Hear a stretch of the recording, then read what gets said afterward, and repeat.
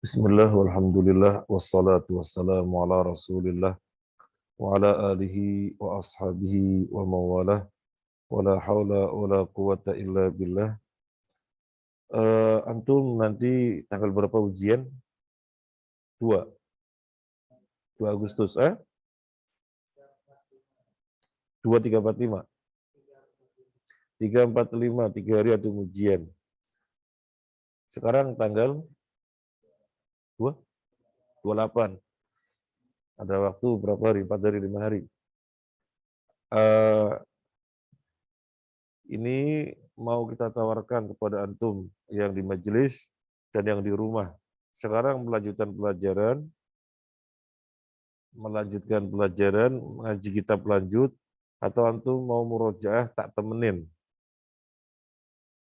Apa yang di rumah milih apa? Eh, saya temenin sampai jam 6, antum murojaah, mengulang-ulang pelajaran, biar ujiannya bisa jawab, atau lanjut pelajaran. Murojaahnya nanti, di lain waktu misalnya. Terserah antum. Kalau saya monggo nemenin ya, berarti saya duduk nemenin sampai jam 6, atau lanjut ya kita lanjut.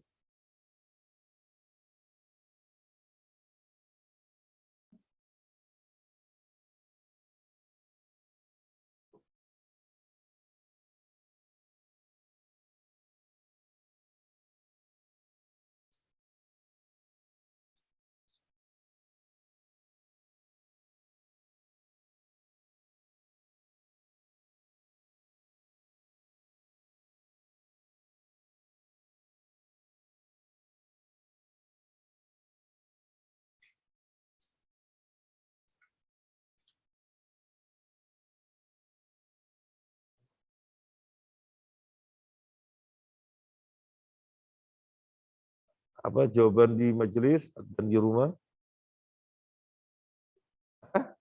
Murojaah, murojaah. Yang lainnya murojaah apa lanjut? Apa di rumah?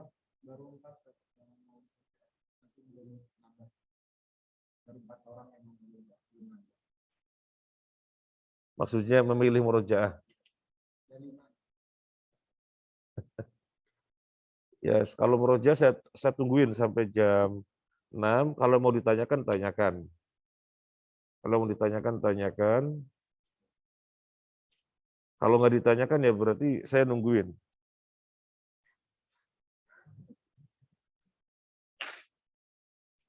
Soalnya sudah saya serahkan ya.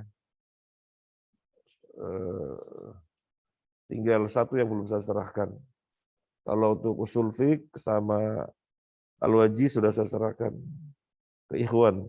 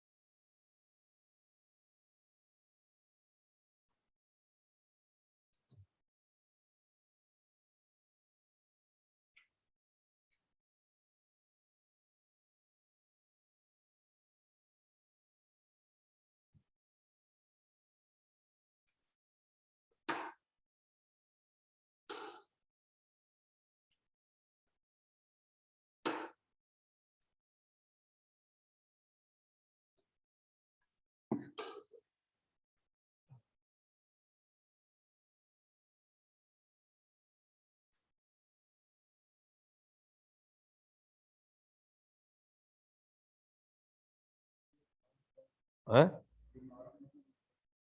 5 orang murojaah, yang lainnya berapa orang? 21 belum menjawab. Nggak apa-apa murojaah, nggak apa-apa. Yang nanya-nanya monggo.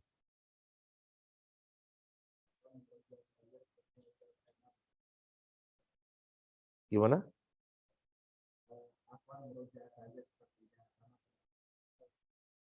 Oh iya, meroja, monggo.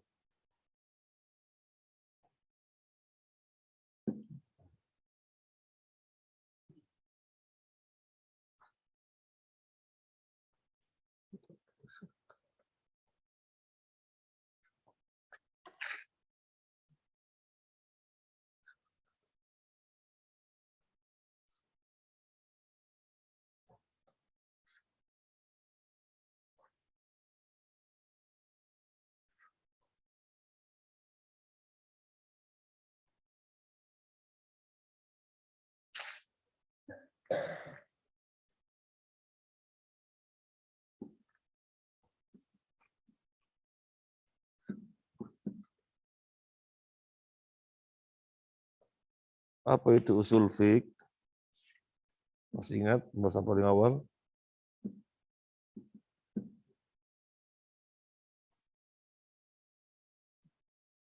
Ibaratnya ini masjid, usulnya mana? Ibaratnya ini masjid, usulnya mana? Fondasi. Nah sekarang usul fiqh itu apa?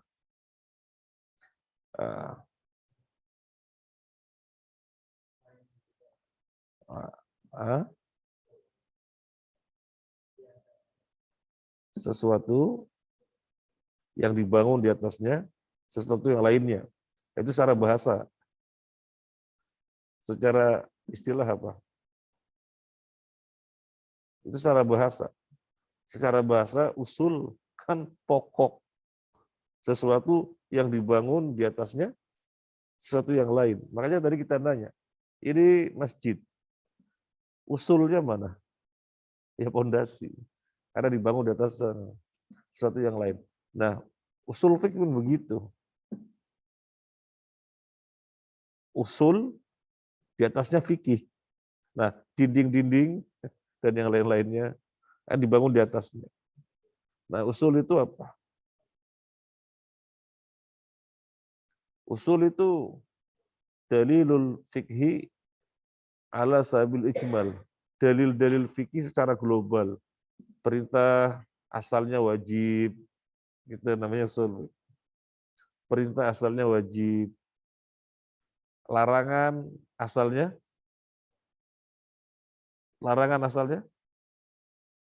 haram. Nah, itu usul.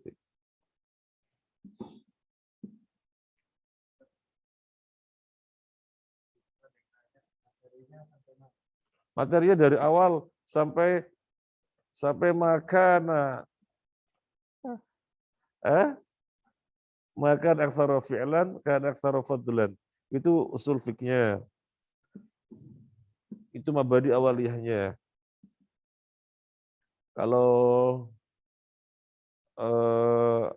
al-wajiz fi aqidati salafis saleh dari awal sampai al-wala wal bara, ya. Kalau fikihnya sampai waktu sholat. Nah,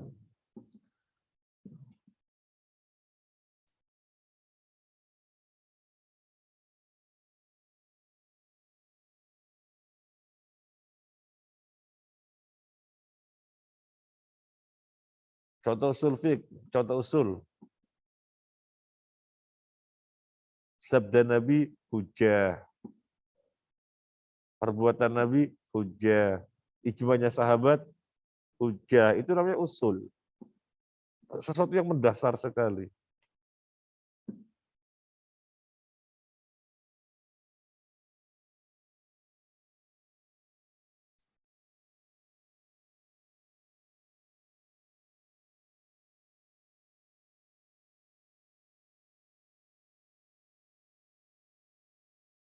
Nah, sekarang apa itu fikih? Apa itu fikih? Tadi kan usul. Tadi usul.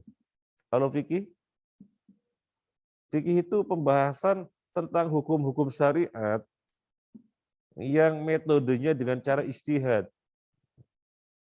Ada dalil-dalilnya. Namanya ijtihad. Nah, kemudian menghasilkan hukum. Hukum dengan cara ijtihad namanya fikih. Kalau tidak dengan cara ijtihad, ya bukan fikih. Sesuatu yang pasti.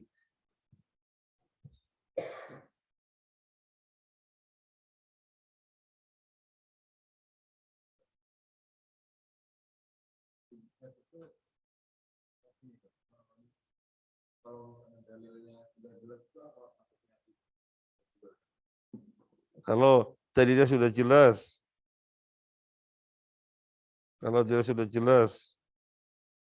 apa disebut fikih?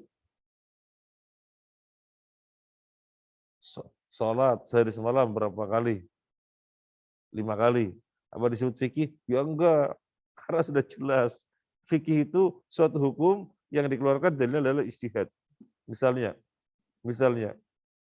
niat dalam suatu niat untuk sholat, apa hukumnya? Wajib. Nggak ada dalil yang mengatakan niat dalam sholat wajib, itu nggak ada. Tapi kemudian ulama mengatakan wajib niat. Kalau nggak niat nggak sah. Itu gimana eh, penetapan hukum niat itu dalam sholat wajib? Caranya apa? Ijtihad, itu namanya fikih.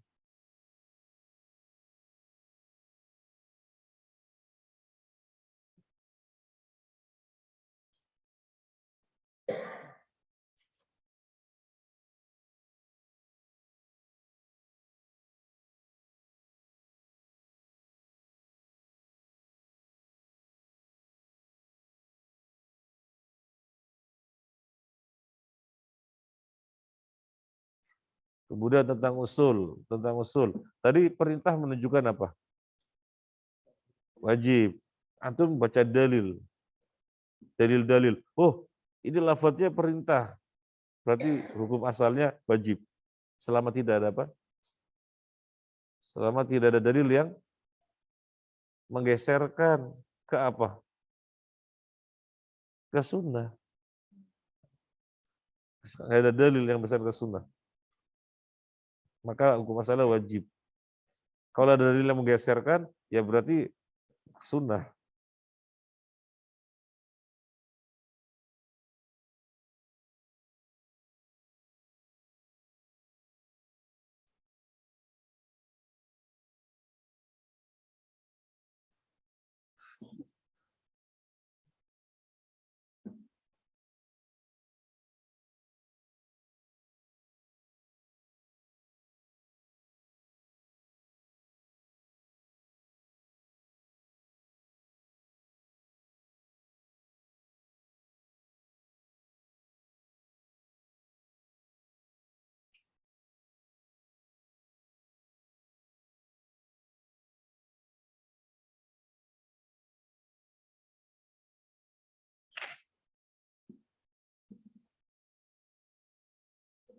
Ya.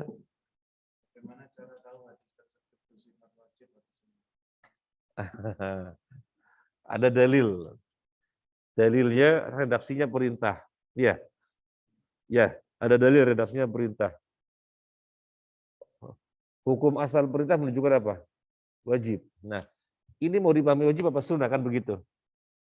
Ya kita pahami wajib dulu. Karena hukum asal perintah adalah wajib. Ternyata ada dalil lain. Yang menunjukkan bukan wajib. Contohnya apa? Contohnya perintah Nabi kepada Abu Hurairah. Sebelum kamu tidur, sholat witir. Sholat witirlah kamu sebelum tidur. Ini sekedar contoh ya. Nabi memerintahkanku sebelum tidur witir. Perintah hukum asalnya apa? Wajib. Ya dipahami wajib dulu.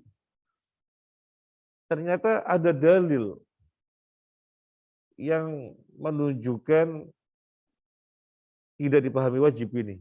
Karena ada sahabat datang kepada Nabi, ya Rasulullah, tunjukkan aku amalan yang menghantarkanku masuk surga. kamu sholat 5 waktu dan kamu zakat. Yang lainnya ya Rasulullah, nggak ada yang lainnya, itu saja. Kamu zakat, kamu sholat 5 waktu. Yang lainnya ya Rasulullah, nggak ada yang lainnya, itu saja. Ini kan hadis ini ulama berijtihad bahwasanya keluar hadis ini, sabda Nabi ini terlontar oleh beliau ketika belum ada syarat haji. Ya, syarat haji. Kamu sholat 5 waktu, kamu zakat, kamu puasa, kalau salah gitu ya. Kamu sholat 5 waktu, kamu zakat, kamu puasa Ramadan. Yang lainnya Rasulullah, nggak ada yang lainnya, itu saja. Berarti sholat-sholat yang lainnya tidak wajib. Karena Nabi katakan, kamu zakat, kamu sholat 5 waktu, kamu puasa Ramadan. Yang lainnya ya Rasulullah, nggak ada yang lainnya, itu saja. Berarti sholat yang lainnya sunnah. Berarti perintah kepada Abu Hurairah agar aku sholat witir setiap kali sebelum tidur, perintah ini memang asalnya wajib, tapi ada dalil yang menggeser ke lainnya, maka menjadi sunnah. Nah, larangan. Hukum asal larangan apa? Haram. Kalau antum jumpai dalil larangan, hukum asalnya haram. Terus gimana? Haram apa makruh? Pahami dulu hukum asalnya. Karena hukum asal larangan adalah haram. La yashraban ahadukum qa'iman. Kata Nabi, janganlah seseorang di antara kalian minum sambil berdiri. Oh, minum sambil berdiri haram. Karena larangan hukum asalnya haram. Ternyata antum baca hadis yang lainnya dijumpai Nabi minum sambil berdiri. Pernah dijumpai Nabi minum sambil berdiri. Berarti ada yang menggeserkan dari haram menjadi makruh. Ditujukan oleh perbuatan Nabi. Pernah suatu ketika Nabi berdiri, sehingga larangan sambil berdiri ketika minum tidak menunjukkan haram, tapi bergeser menjadi makruh. Oke? Tapi ketika itu memahami, ya hukum asalnya dulu.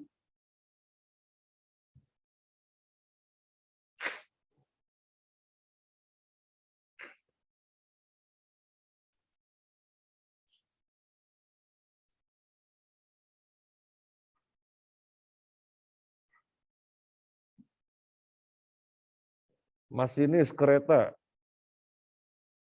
ada orang lewat ditabrak, dia salah apa enggak? Masinis kereta banter sekali, bus. Kereta itu biasanya berapa kecepatannya per jam? Kalau yang biasa 80 per jam, itu lambat kereta. Kalau yang ekspres berapa? Dan itu stabil ya, stabil. Ada orang tabrak, kok nggak di penjara ya?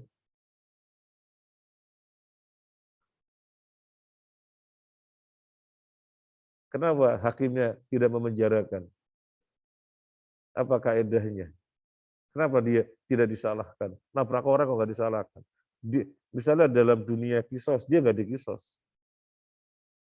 Padahal pembunuh itu dikisos kan? Tapi dia nggak dikisos. Kenapa?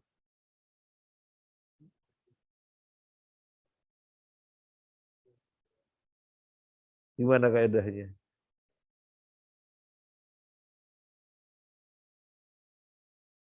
Gimana kaedahnya? Ya itu betul, logika itu jalan. Soalnya dengan nabrak satu orang yang mati hanya satu. Tapi kalau misalnya, ada orang biar jangan nabrak direm, malah banyak yang mati. Banter sekali ngerem.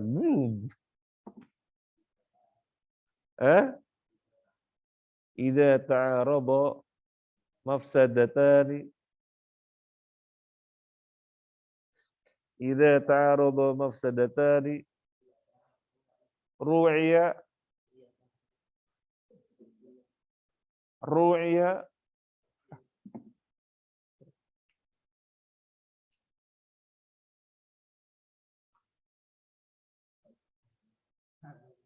a'dhamuhuma dororon birtikabi ahaffihima. Wah, ini pakar komunikasi harus hebat ini. Mas Ansori, antum pakar komunikasi, harus canggih sulfitnya. Kebanyakan kaidah. Enggak, paling nggak begini. Logikanya jalan. Kalau antum nggak hafal kaidah-kaidahnya, karena ini bahasa Arab, nanti textbook boleh. Textbook boleh. Textbook boleh. Jadi ujiannya textbook boleh. Textbook, open book. Ujiannya open book boleh. Tapi yang penting antum paham logikanya. Kok nabrak secara syariat nggak dihukum dia, nggak ada kisos. Padahal membunuh orang lo dikisos dia. Dia masih ini nabrak lo nggak dikisos.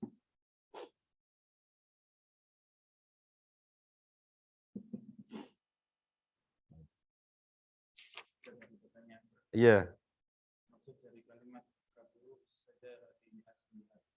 Apa?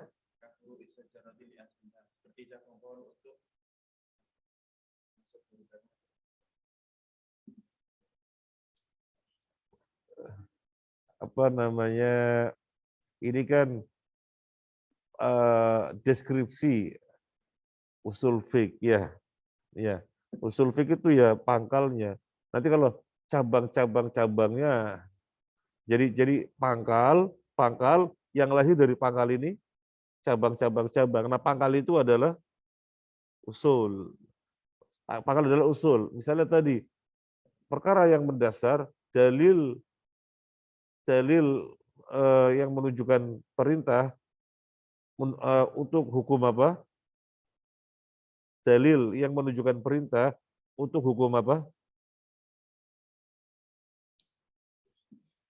Ada dalil. Kontennya adalah perintah untuk hukum apa? Wajib. Karena al-aslu fil amri dan wujub. Nah, ini sesuatu yang mendasar. Ya, ini satu yang mendasar. Kemudian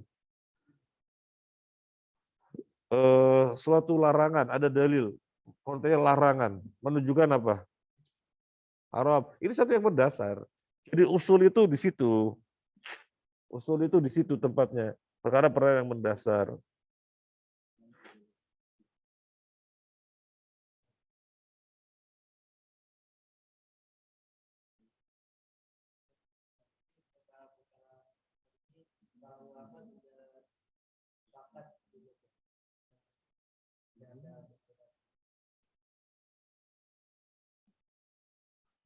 Sepakat.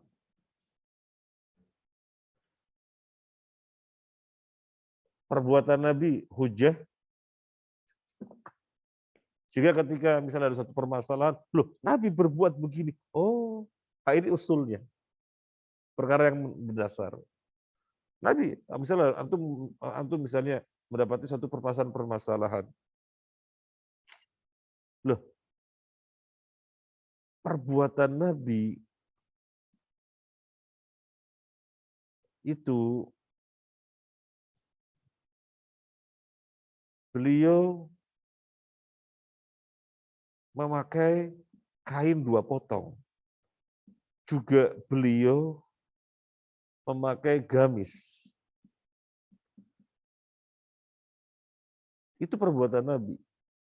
Dan Nabi tidak pernah menyatakan ini yang sunnah. Oh gitu. Berarti apa nih? Dalam masalah model pakaian apa nih? 2 potong kah? Gamis kah?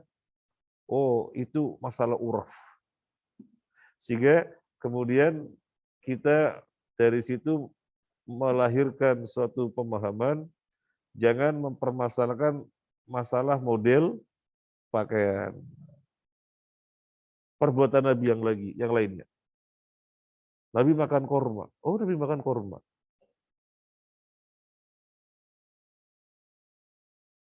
Terus gimana kita makan korma? Karena di sini kita nggak ada korma orang Indonesia. Orang Arab korma, ya. Kira-kira makan korma ini sunnah atau mubah? Karena adanya beras ya. Wah, ada statement Nabi. Kalau mau puasa diperintahkan makan korma. Oh, berarti sunnahnya kalau mau puasa gitu. Jadi ini usul, perkara-perkara yang mendasar. Yang nanti dari situ lahir cabang-cabang. Nah, cabang-cabang ini ada kalanya dengan don, ada kalanya dengan don. Oh, kan berarti kan don. Oh ini kan don. Ya kalau misalnya tidak don ya gak dinamakan fikih. Allah di atas aras. Fikih? Ya bukan. Sudah mansus. Ada nasa di atas aras. Jadi fikih itu mabnanya adalah don. Don itu apa don? Don di bawahnya ilmu. Kalau ilmu kan sesuatu yang jelas nasnya. Sholat dari semalam di waktu, puasa Ramadan hukumnya wajib. Ya.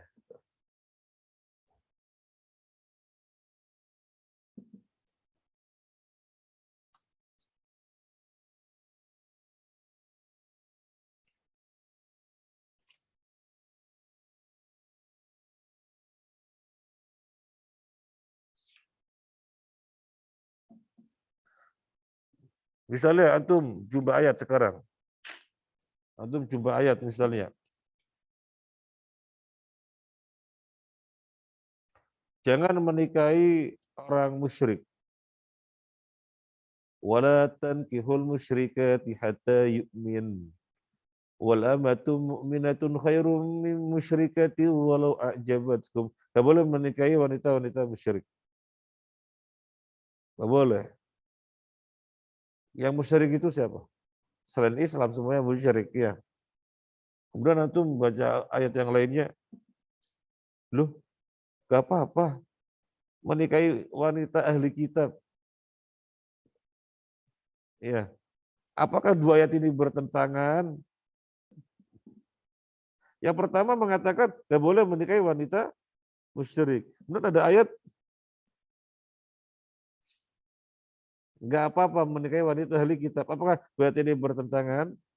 Bertentangan apa enggak? Bertentangan apa enggak? Kenapa enggak? Bab apa ini? Bab apa ini? Hah? Taksis. Bab taksis. Jadi jangan menikahi wanita-wanita musyrik itu am. Ditahsis dengan ayat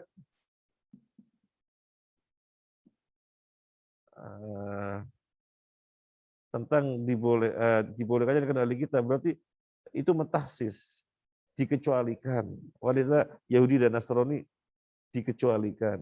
Bukan bertentangan, nggak ada ayat bertentangan. Tapi ini bab taksis. Yang penting logikanya jalan ya. Kalau nanti lafadz-lafadznya boleh open book. Yang penting logikanya jalan. Oh, nggak bertentangan ini. Kenapa nggak bertentangan? Oh, bab taksis.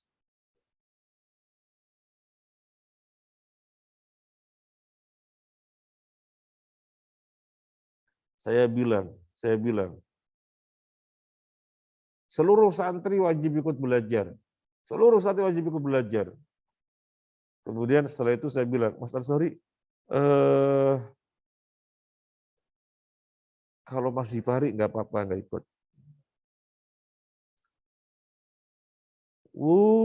Pelin-pelan ini, atau bilang gitu. Oh, nggak pelin-pelan. Yang pertama bahwasanya seluruh santri wajib belajar Kemudian ditahsis dari yang ini Hifari. Soalnya lagi sakit. Jadi dia boleh tidak belajar, berarti ditahsis. Ditahsis dari yang bukan bertentangan. Oke? Nah,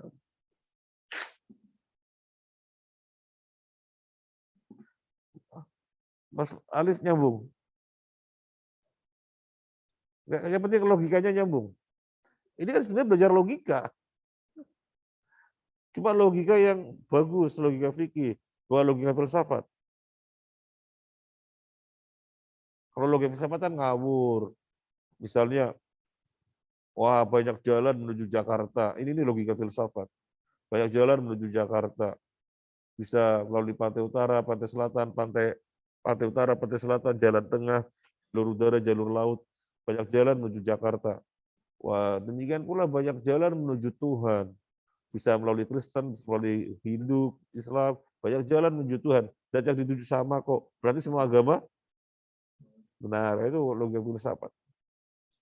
Ngawur. Ngawur. Banyak-banyak.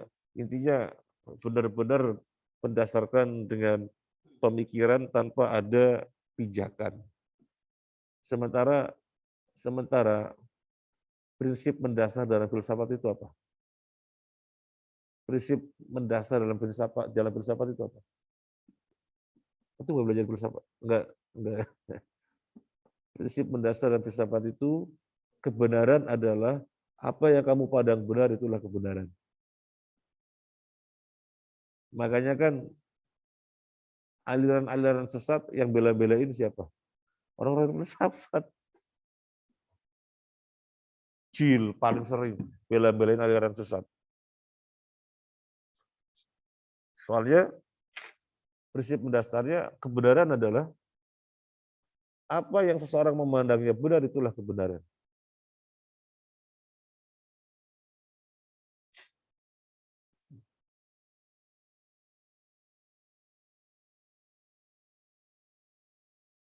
Sampai ketika ada orang dengan penalarannya sampai pada kesimpulan Allah itu dewa air, ya harus dibenarkan. Karena itu penalarannya sampai pada kesimpulan Allah itu dewa air, ya harus dibenarkan.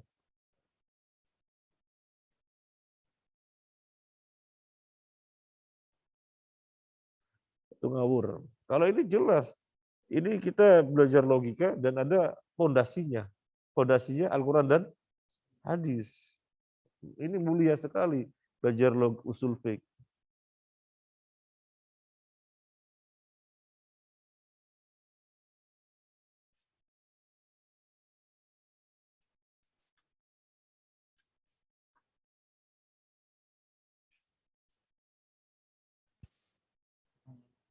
Nah, berarti nanti ujiannya diberikan contoh masalah-masalah dan kita diminta memberikan penjelasan kaidah mana yang tepat atas permasalahan. Iya, itu diantaranya. Itu diantaranya. Soalnya udah saya serahkan. Soalnya udah saya serahkan kepada ikhwan. Akhwat nanti ngikutin. Sekarang masih disimpan soalnya ya. Jangan dibocorin. Jangan dibocorin, makanya saya dibocorin. Itu diantaranya.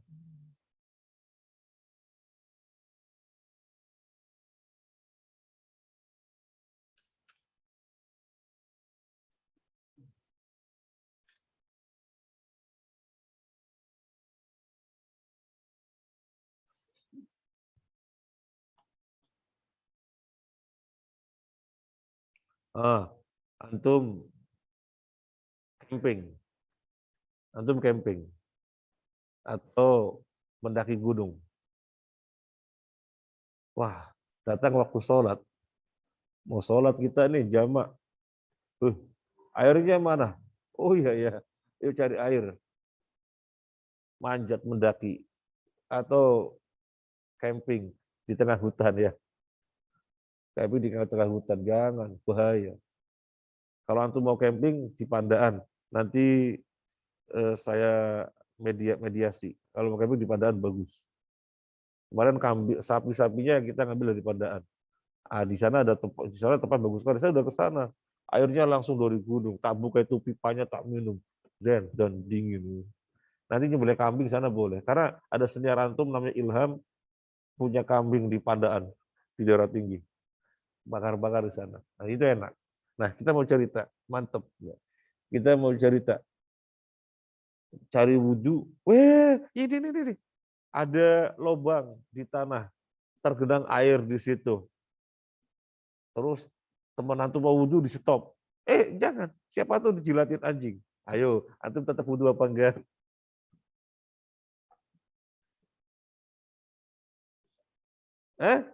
Kenapa berani bilang tetap? Siapa tahu dijilatin anjing.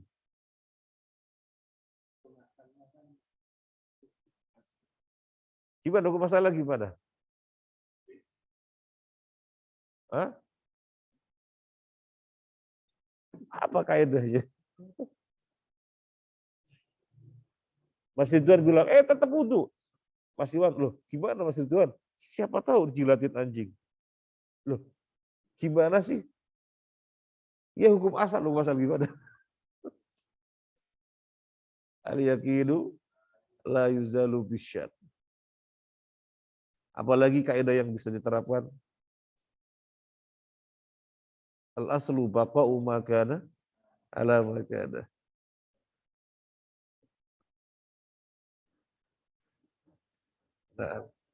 Nah. Bisa. Iya, jawaban untuk satu kasus bisa ada 2 kaidah, itu bisa. Ini kaidahnya, tapi diperkuat oleh kaidah ini bisa.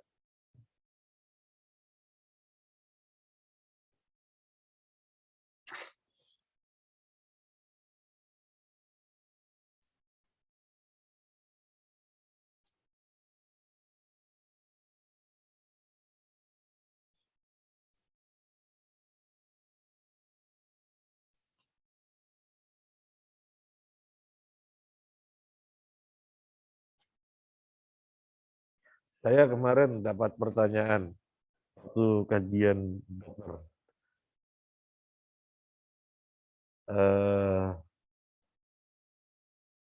BTKV. Karena yang rutin itu BTKV, jantung, sama objin. Kalau yang lainnya insidentil. Tapi ini yang rutin. Pas tanya jawab bebas, pertanyaan.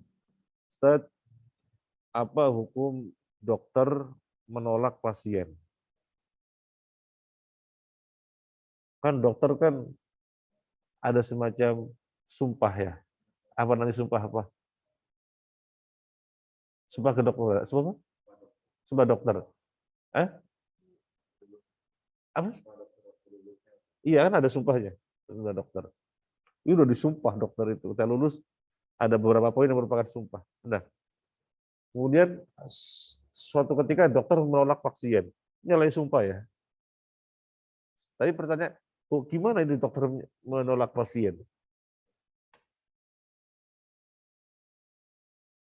Wah, ini ada kasus. Saya jawab dengan usul fiqh. Dengan kaidah-kaidah usul. Apa kaidahnya? La dororo wa la diroro. Nggak boleh ada sesuatu yang bahaya dan nggak boleh ada sesuatu yang membahayakan. Kita bertanya, kenapa menolak pasien?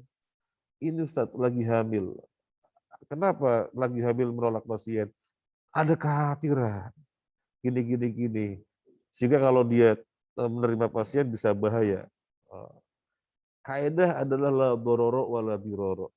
Kalau memang dia menerima pasien berbahaya, maka jangan terima pasien. Itu dibenarkan. Tapi jangan ada sesuatu yang membahayakan. Ini pasien kalau tidak ditangani, ya bisa membahayakan. Artinya tindakan dia membahayakan. Bagaimana biar la dororo wa la diroro, dia tidak terima pasien, tetapi ada pengganti yang menangani. Clear? Clear. Jadi la dororo wa la diroro.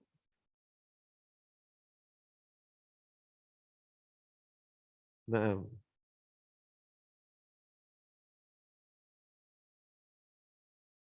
ada lagi?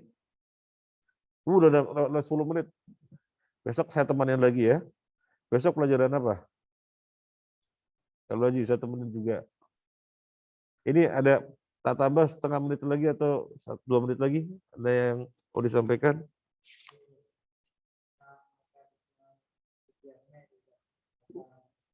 Mekanisme ujiannya, antum ambil pulpen sama kertas. Soalnya dibaca, ya. Meskipun soalnya bahasa Arab, antum boleh jawab pakai bahasa Indonesia. Karena yang terpenting bagi kita antum paham. Atau soalnya bahasa Arab atau jawab bahasa Arab juga apa-apa. Karena kan open book. Open book dan antum tulis dalam bahasa Arab antum paham. Yang penting paham. Terus ujiannya soalnya nggak ada A, B, C, D, E. Adanya IC semuanya. Tapi nggak apa-apa, antum jawab bahasa Indonesia nggak apa-apa. Karena bagi kita yang penting paham. Tapi kalau antum mencoba bahasa Arab ya nggak apa-apa.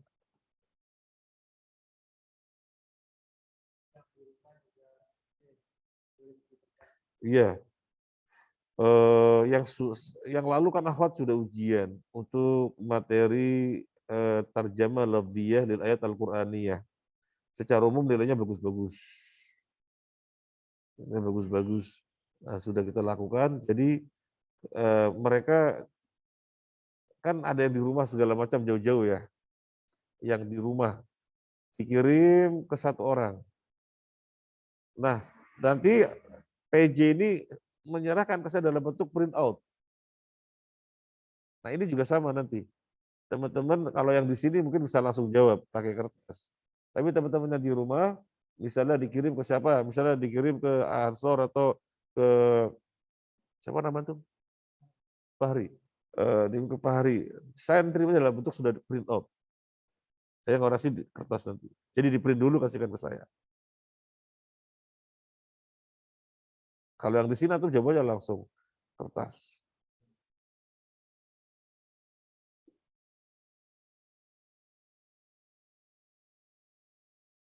Ini ada pertanyaan dari apa? Gimana? Langsung di satu waktu. Satu waktu. Iwan sama Khos satu waktu. Mungkin pada subuh seperti ini sampai tengah 7 mungkin.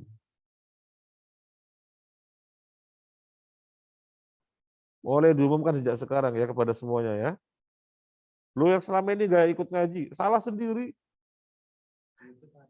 Kan kita post di YouTube. Oh gitu. Rekam maksudnya.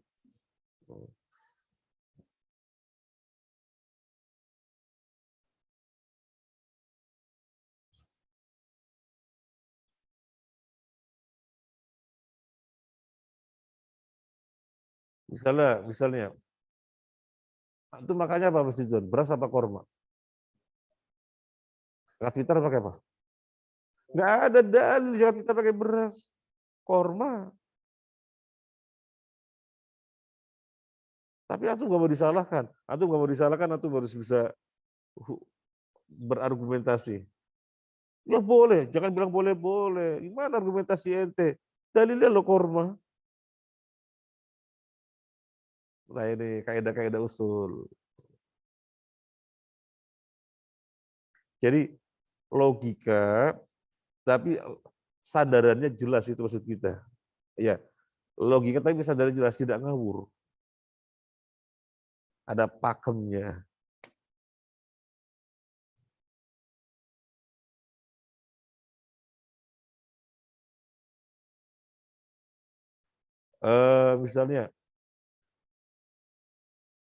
Misalnya Mas Iwan guru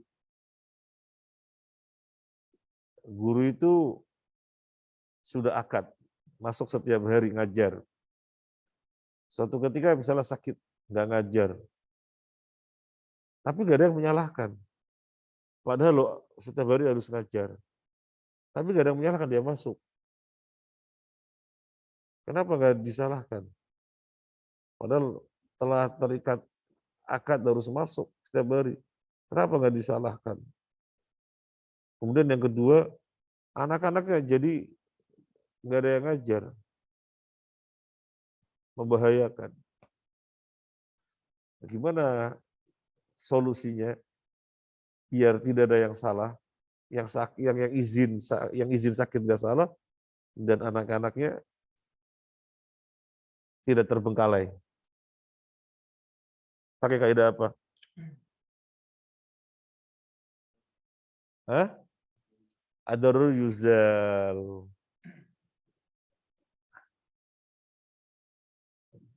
Terus biar ad-dararu yuzal aplikasinya gimana? Kan ad-dararu yuzalu. Aplikasinya gimana? Ada guru pengganti. Ad-dararu yuzalu. Kok antum bisa langsung tahu ad-dararu yuzalu? Karena pas apal. Pendek. Iya. Jika misalnya ada yang qadarullah belum bisa di waktu pagi seperti ini, apa ada waktu pengganti? Usahakan serempak ya, usahakan serempak. Kan ini masih ada waktu sekitar 4 hari 5 hari ya. Woro-woro usahakan serempak, diatur-atur, ya diatur-atur ya. Ujian itu kan sesungguhnya untuk evaluasi diri kita masing-masing gitu ya. Jadi bukan untuk selainnya nggak ada. Kalau misalnya selama ini nggak ikut karena apa? Garap skripsi, kan kita sudah memaklumatkan dari awal orang yang sedang skripsi, fadhol tinggalkan kajian biar fokus skripsi, sehingga banyak ketinggalan.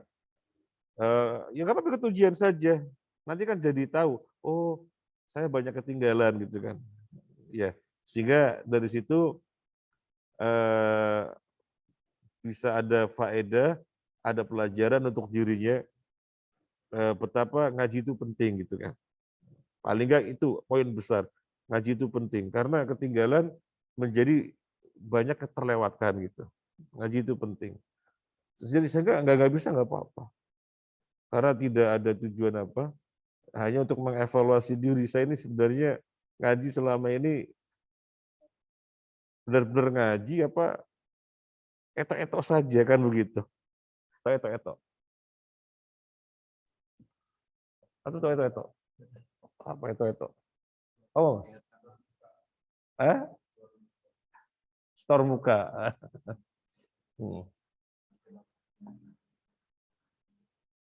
Sudah? Sudah ya saja. Besok Al-Wajiz saya temanin juga. Insyaallah. Subhanakallahumma wa bihamdika asyhadu an la ilaha illa anta astaghfiruka wa atubu ilaik.